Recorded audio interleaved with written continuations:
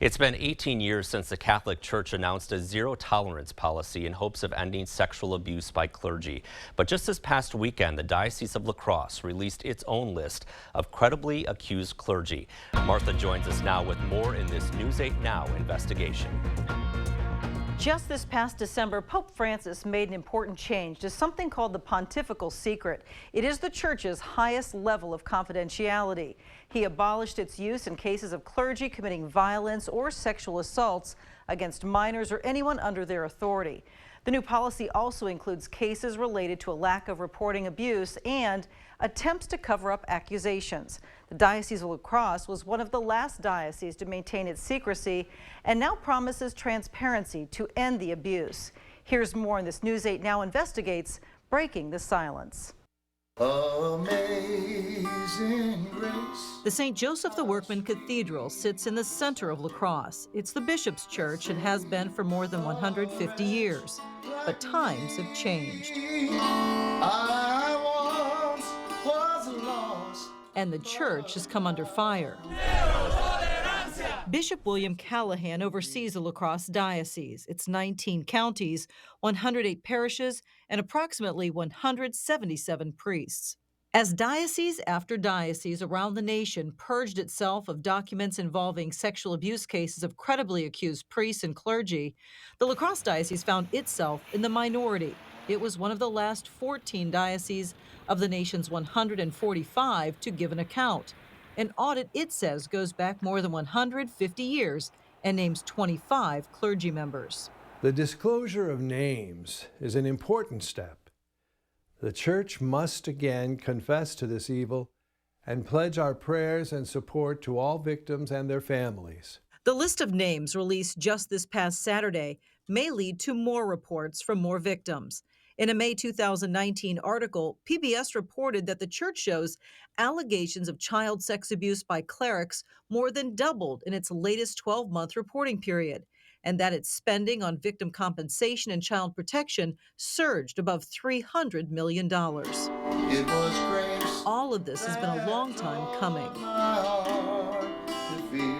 For Joe Cody, it took decades to overcome his trauma. Just 13 years old and an altar boy at St. Philip's Church in Rolling Ground in Crawford County, he was assaulted by Father Thomas Dempsey. You know, I knew it was wrong, but there was no recourse, you know. I was never counseled. It was just one of those things that you slid under the table or under the carpet, you know. Although Joe couldn't bring himself to tell, there were more victims, and one of them broke the silence. I couldn't. You know, until my parents found out from another set of parents, and their son had the courage to tell them that my parents said, "Did this happen to you?" And I didn't want to admit it because I was ashamed. I felt it was my fault. 1963, you know, people didn't talk about anything. You know, it was, you know, sorry it happened. I mean, my father, I was told, confronted Father Dempsey at this meeting to the point of almost attacking him. Cody's father wasn't the only one who was angry. You know, you talk about how that affected my faith. I mean, from that point on, I was done. I was done with the church. And to make matters worse, He was moved. He was not disciplined. He was put in another parish, you know.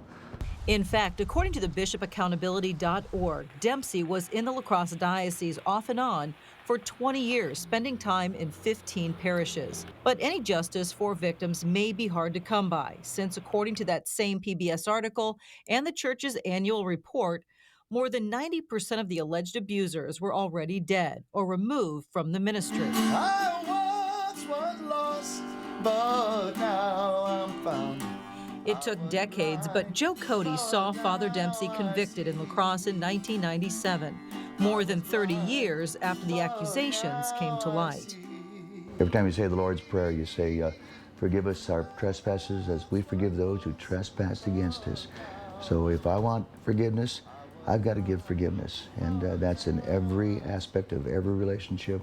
And I have forgiven Father Dempsey 100,000 times, and I've forgiven the church too. I was blind, but now I see.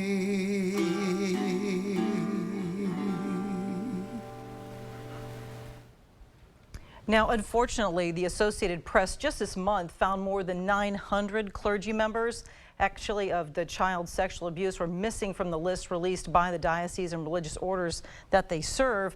And so we really don't know at this time just how thorough this review of the La Crosse diocese really is. So we mentioned that a lot of the clergy that are accused of sexual abuse are now deceased. Is there anything the state can do, though, to get justice for these survivors? Well, I did contact the Attorney General's office in Wisconsin, Josh Call's office, and they did say they're not going to comment on any information that's been released by any of the dioceses at this time because that information could be part of an investigation later on. But there are a couple of things that have happened. So 2 bills have been introduced to address this kind of abuse. One is Assembly Bill 423. Specifically, it addresses requiring clergy by law to report child abuse. And then there's also Assembly Bill 424 that would remove the current time limit or statute of limitations for someone to bring legal action in a child sex crime case, whereas right now, the person actually has to do so before they reach the age of 35, and both of these bills are still in the respective committees for consideration. Okay, thanks very much, Martha.